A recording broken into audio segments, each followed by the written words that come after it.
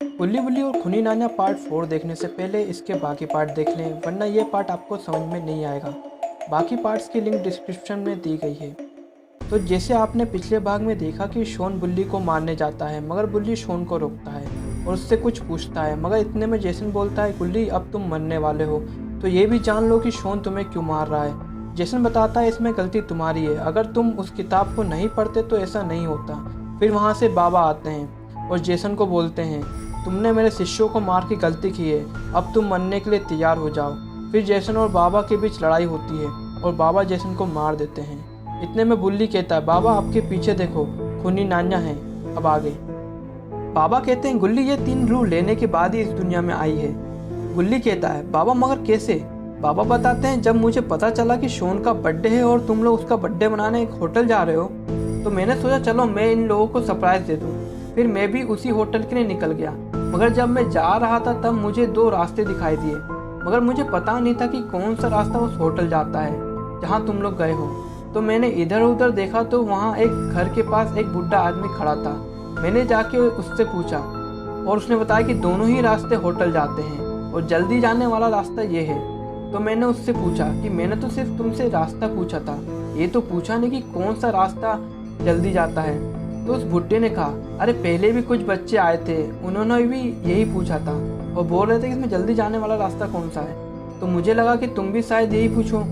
तो मैंने उससे पूछा कि क्या वो 3 बच्चे थे? तो उसने कहा, हाँ वो 3 बच्चे थे।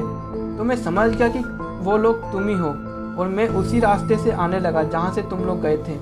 तभी उस बुढ़े ने मुझे रोका और कहने लगा, तुम वहाँ से मत जाओ क्योंकि वहाँ खूनी नान्या रहती है। और मैंने उन बच्चों को भी मना किया था कि वहाँ से मत जाना क्योंकि उस खूनी नान्या को सिर्फ 2 रूह चाहिए इस दुनिया में आने के लिए। तो मैंने उन्हें टोका और पूछा, क्या उस नान्या को 2 रूह क्यों चाहिए? तो उस बुढ़े ने कहा, क्योंकि पहली रूह तो मैं ही हूँ और उसे इस दुनिया में आने के लिए 2 और रूह चाहिए। अगर वो इस दुनिया में आ गई तो तबाही मचा देगी। अब इससे ज़्यादा मैं तुम्हें कुछ और नहीं बता सकता। तुम अगर जा रहे हो तो ध्यान रखना अपना। और मैं वहाँ से चला गया। जब मैं वहाँ से जा रहा था तो देखा कि तुम लोग मरे पड़े थे और शॉन खड़ा था। तभी खूनी नान्या रोकती है बाबा को और कहती है, बाबा हो गई तुम्हारी बकवास, अब तुम दोनों मरने के लिए तैयार हो जाओ। ये क्या, मेरी काली शक्तियाँ काम क्यों नहीं कर रही? हाँ, शायद अभी कुछ समय बाकी है मेरी काली शक्तियों को जागने में। ये सुन के बाबा गुल्ली से कहते हैं, गुल्ली क्या तुम चल सकते हो? गुल्ली बोलता है, हाँ बाबा चल सकता हूँ, पर ठीक से नहीं। बाबा कहते हैं, चलो कोई बात नहीं गुल्ली, तुम यहाँ से जाओ, मैं इसे देखता हूँ।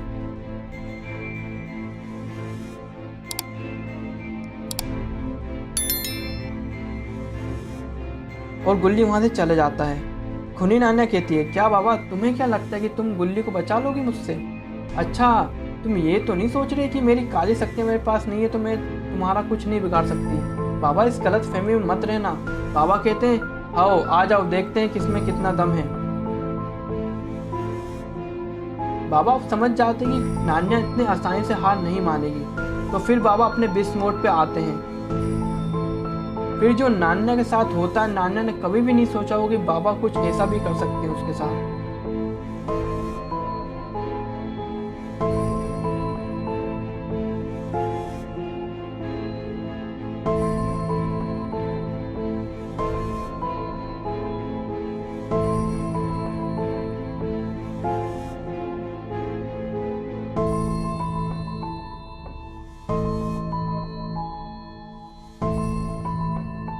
बाबा कुल्हाड़ी मारने के बाद सोचते हैं कि अब नान्या मर चुकी है और बुल्ली को ढूंढते ढूंढते उसके पास पहुंचते हैं।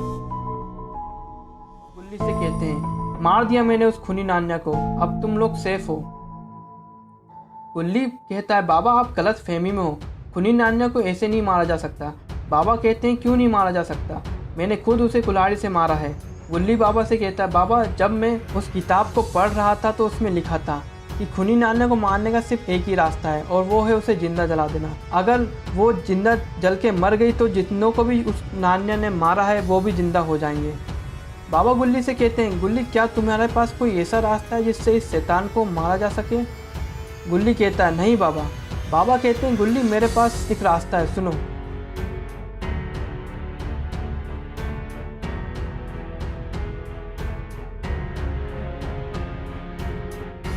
सब समझ गए ना तुम? एक भी चूक मत करना। तभी नान्या जागती है और कहती है, कहाँ हो बाबा, आ जाओ मेरे पास, अब लड़के दिखाओ मेरी काली शक्तियों से, आ जाओ देखते हैं कौन और किस में कितना दम है। और बाबा वहाँ आते हैं और अपने बेस्ट मोड को ऑन कर लेते हैं।